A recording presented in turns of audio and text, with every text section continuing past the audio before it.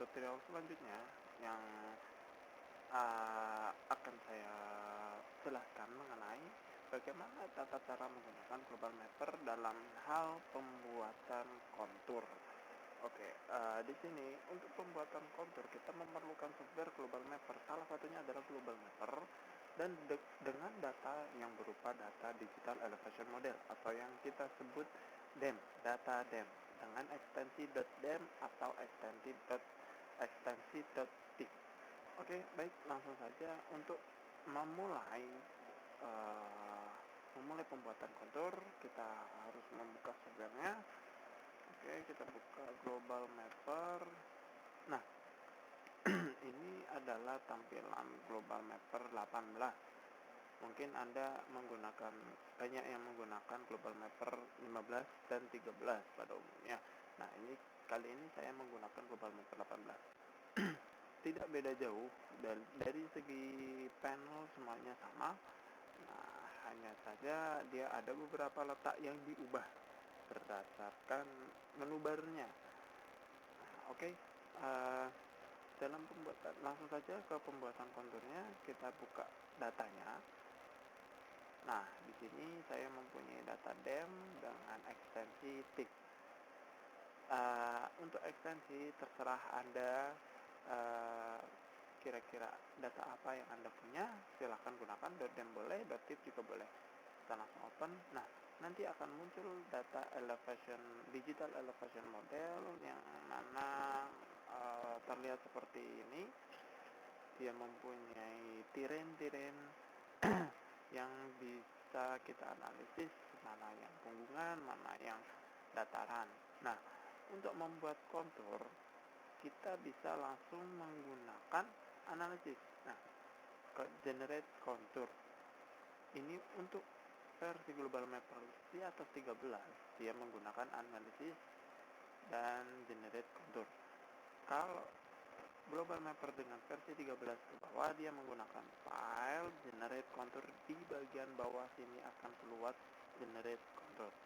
Kita untuk global mapper yang di atas menggunakan analisis generate kontur. Langsung saja kita klik. Nah, di sini akan muncul kontur option. Di situ terdapat kontur interval dan lain sebagainya.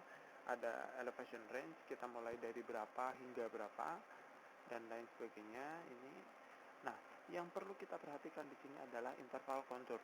Interval kontur ini ditentukan berapa skala yang akan kita gunakan. Katakanlah saya akan menggunakan skala peta 1:25.000, maka interval kontur yang dianjurkan adalah 12,5 meter karena 1/2000 dikali skala peta.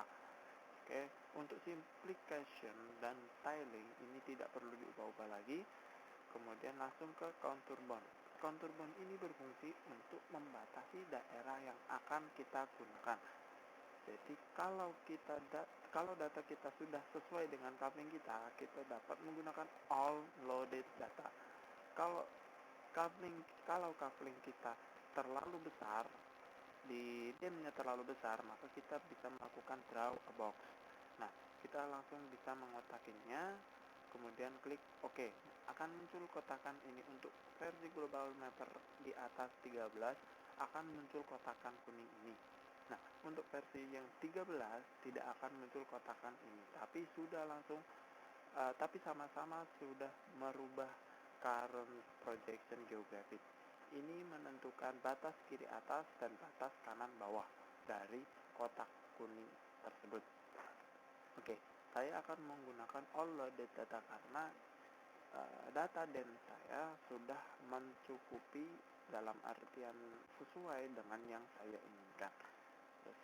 Kemudian kita dapat melakukan OK, dan akan muncul garis-garis kontur yang sudah kita buat.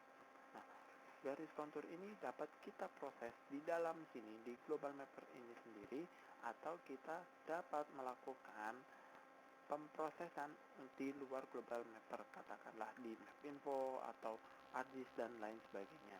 Nah, dari sini kita dapat melakukan file export garisnya tersebut menggunakan export vector format. Agar apa?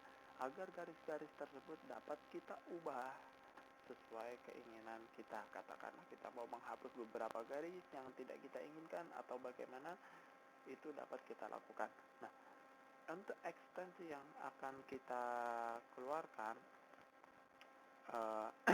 kita bisa memilih di sini. Untuk arsip kita bisa menggunakan shapefile, kemudian untuk AutoCAD kita bisa menggunakan CAD, DWG, dan untuk Mapinfo kita bisa menggunakan Mapinfo Tab atau Map. Oke, contoh saja saya menggunakan shapefile karena saya terbiasa dengan ArcGIS. Langsung saja di OK. Nah, akan muncul dialog box seperti ini, shapefile export option. Nah, kita tinggal export checklist yang lain karena kontur itu bentuknya lain. Kemudian kita pastikan di mana letaknya, kemudian kita kasih nama kontur, misalkan kontur, save. Nah, ini tidak perlu diubah lagi, langsung saja diekspor filenya sama seperti yang sebelumnya, upload data, latitude longitude dan lain sebagainya, atau Dropbox, terserah kita mau menggunakan apa. Saya menggunakan upload data karena data saya sudah sesuai dengan yang saya inginkan. Langsung saja bisa di OK. Kemudian tunggu prosesnya selesai. Oke, sudah selesai. Kita bisa lihat hasil ekspor kita. Ini hasil ekspornya saya di sini. Nah, ini akan muncul file shapefile yang dapat kita buka di ArcMap. Oke, itu saja pembuatan kontur kali ini. Kurang lebihnya saya mohon maaf. Terima kasih atas partisipasinya. Silahkan Anda bisa subscribe video ini di bagian bawah. Kurang lebihnya saya mohon maaf. Terima kasih. Wassalamualaikum warahmatullahi wabarakatuh.